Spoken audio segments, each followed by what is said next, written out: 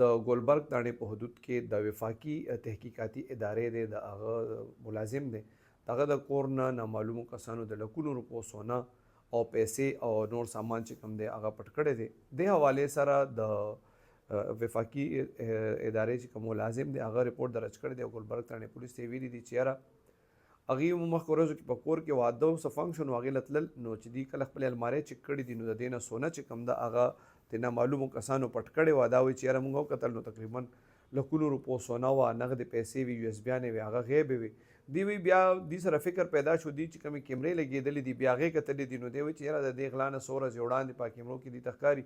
چې دوه زنانه راشي، یو زنانه د سره څه چابي یا څه داسې شیز ورسره وي، هغوی د دې د کور داور کولو کړي او د کور نه بله ښځه ورسره شي هغه هم دننه شي کور ته او دا سامان دی پټ کړی دی. نو دغه ټول